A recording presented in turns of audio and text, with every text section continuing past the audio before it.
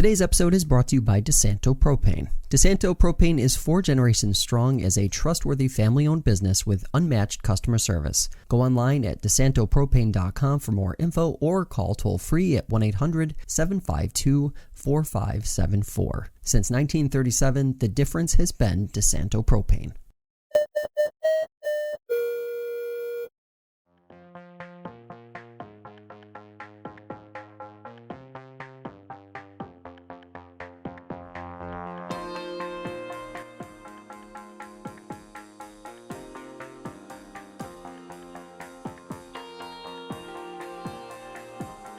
Today we continue our series previewing local elections across the Finger Lakes by catching up with one of the candidates running for Seneca Falls Town Supervisor. Frank Schmitter joins me in studio again. Frank, thanks for coming back. Thanks for having me, Josh.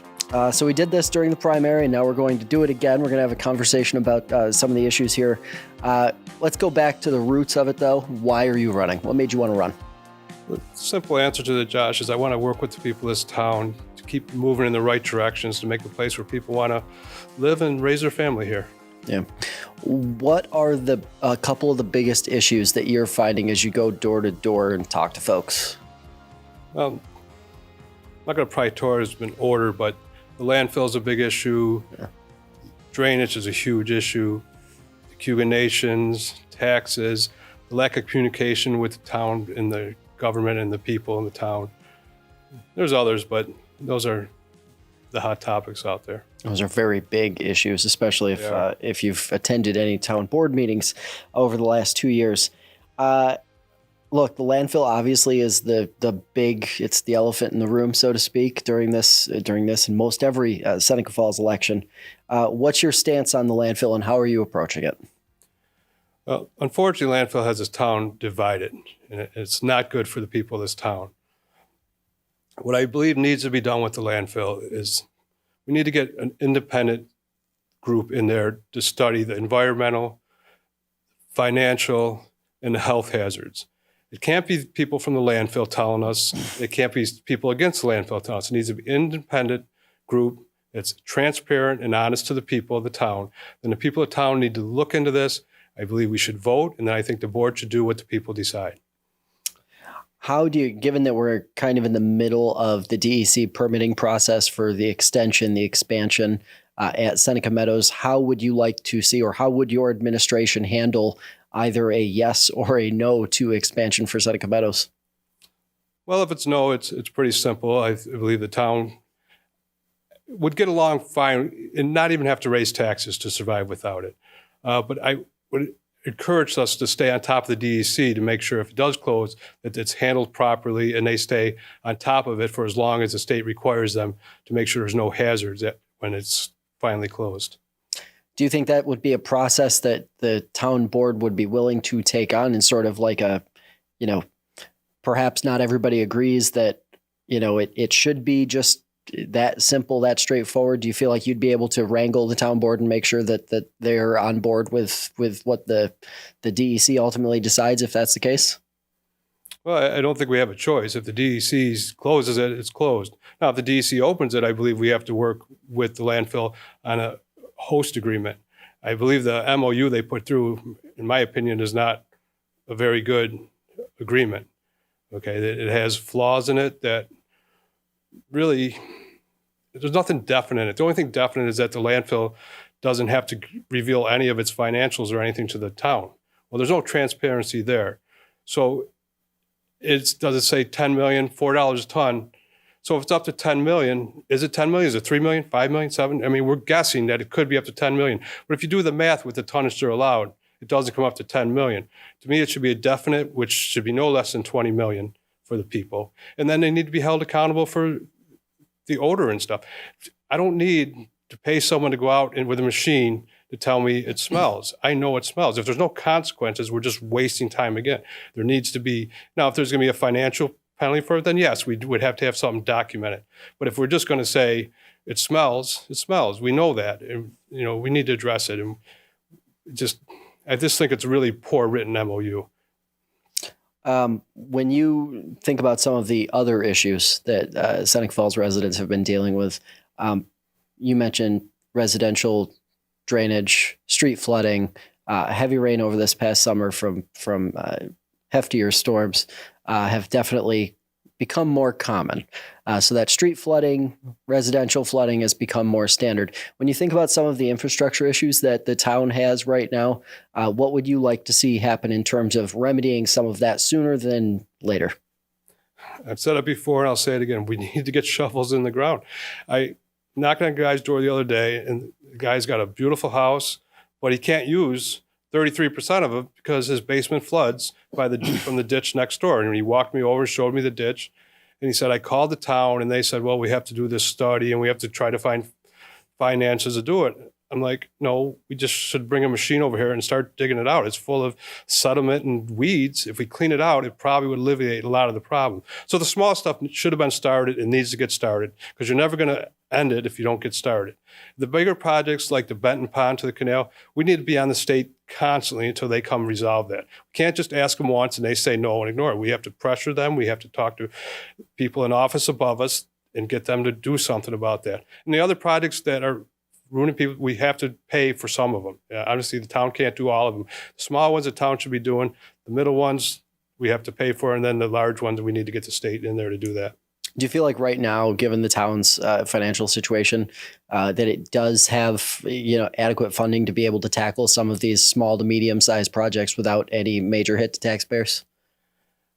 I honestly think the small projects the taxpayers wouldn't even realize it. We have a town highway department that does stuff.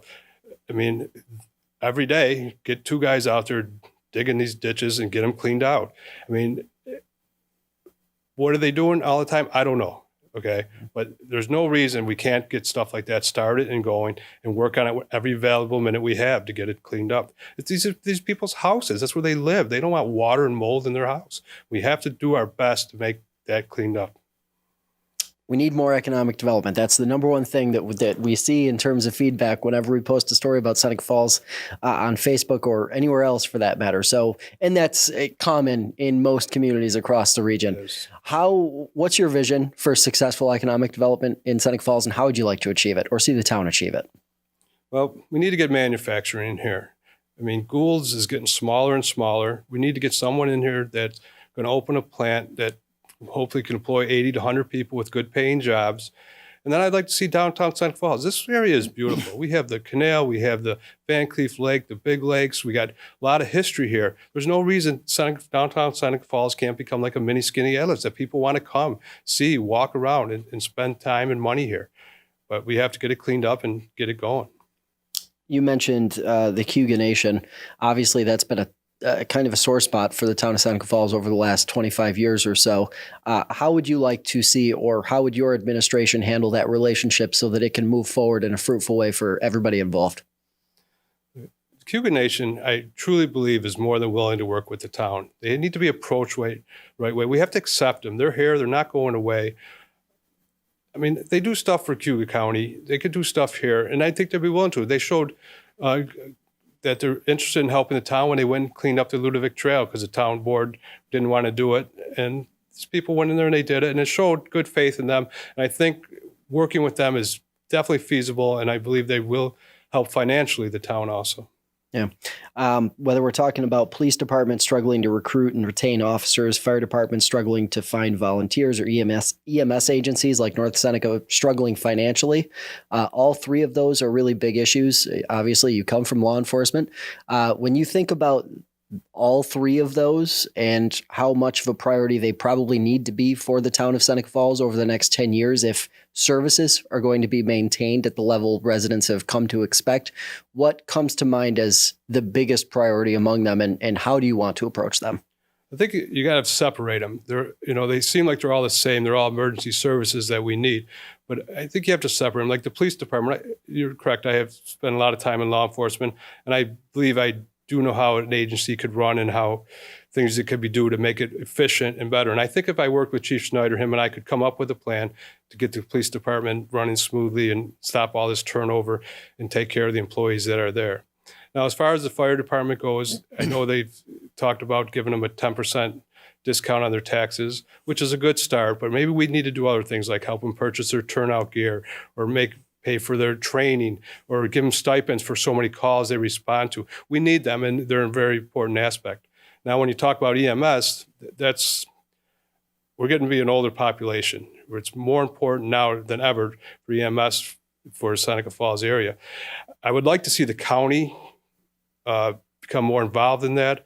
But either way, I think we have to accept it either at the county tax or the town tax. There has to be a line number on there. I mean, you have a line number on there now where people pay for recycling and their library fees. There has to be one for EMS. They do a great job, and we need them, and we have to keep that in line. When you think about operationally, just like continuing to have the community that people have come to expect here, how important is that latter piece? Because it seems like at least North Seneca is reaching kind of like a crisis point. Does it seem undeniable at this point that there will have to be a line item on that? I think it does, and I think people understand that. There was one thing. I was at a meeting the other day, one of the budget meetings, and a gentleman from EMS spoke, and he did a good job. And so I asked him, I said, well, what about insurance money? And it's an issue where he said the insurance company are paying the patient, and of course the patient isn't sending it to the ambulance or keeping it. So I would like to approach the state and see if they couldn't make a new law where the insurance company pay it directly to the ambulance. Yeah. That way it's not being taken away. I mean, and honestly, the ambulance, how are they going to fight people to get the money? They're not going to be able to. So, but there's no reason the insurance company doesn't write the check right to the ambulance corps. That's not going to alleviate all the financial problems they have, but it's a start. And then, like I said, I think it does have to be a line on our taxes, unfortunately. Housing obviously is an issue in every community, but whether you're talking about lack of single family developments, which I believe Seneca Falls probably been 25 or 30 years or so since the last new single family development, rising rent prices, lack of affordable senior housing. What's the biggest priority among them, and how would you like to see the town approach this so that it could be addressed maybe a little more quickly over the next 5 years? So housing is a problem across the whole state. It's not just Seneca Falls. But I did think about this quite a bit, and I did think of an idea that I think it would probably work, is if, say the town takes some of its land they own, or if not, buys some land. So maybe they buy a 15-acre plot of land. Do we get the highway department to go in there, put the roads in? Do we put the water and sewer in there? Do we get the utilities to put the gas line in that? Do we clear the lots, divide it up into partitions, and then we sell them off at cost? Yeah. So people can get a reasonable lot at a cost. And then do we offer financial break to the builder, like saying, okay, you don't have to pay sales tax on material. I mean, let's face it, the IDA does that with rich businesses and people all the time. So if we could do this for the middle class to help them, and then once the house is built, now they're on a tax roll. Instead of it being vacant land creating no money, it would be an income for the town. So that's an interesting idea for sure. You mentioned an aging population with regard to EMS, and obviously projections show that like 40% increase in the 65 plus population by 2040, according to some reporting we saw last month. All the other age groups, the younger age groups in particular, are going to decline or expected to decline between 7 and 14%. When you think about how a town like Seneca Falls needs to continue operating, what kind of challenges or what needs to be addressed so that that trend can be reversed and Seneca Falls has a viable tax base in another 10 or 15 years? Because it looks as though Seneca Falls and a lot of other communities in the region will be running toward a proverbial cliff if that type of aging continues to occur. Well, Seneca Falls has a great school system to start off with, great teachers. We have a good library system. We have a great rec center. I mean, they do a lot of good programs for kids, sporting events, extracurricular activities, stuff for seniors. So, but the bottom line is you can have all these things, but if you don't have housing and jobs, young families aren't coming here. You know, so if we could create the housing and the jobs, they would come here because the other stuff is in place. Those two are the big issues, and we have to resolve them. And that's why I'm thinking this housing project would be a way to start. And then we need to look for manufacturer to try to entice them to come to Seneca Falls. Do you think the downtown revitalization initiative had a big enough impact on moving the needle in terms of moving the needle for Seneca Falls? Do you think it achieved enough given the amount of time now that's passed through this process? I guess my answer would have to be no, because I don't see much change in Seneca Falls. I mean, downtown, the north side is in pretty good shape. Most of the storefronts are up, and there's some great restaurants. I love to go to them and, enjoy a night out. The south side's a little weak, and if we could put money in that and get that going along, I think then we would show progress there. Yeah. All right, last question for you. What's your pitch to voters? Why should they choose you on Election Day? I'm just going to say it's 3 words, Josh: honesty, integrity, and transparency. People in this town have been lied to and bullied enough. We need to be transparent with them, work with them to make this place a better place to raise their families. Frank, appreciate the time. Thanks for coming in. Thank you, Josh. That'll do it for this edition of FLX Today. If you'd like to hear more conversations like this one, check out the show on your favorite podcast platform or subscribe to the FingerLakes1.com YouTube channel. Have a great day, and we'll see you next time.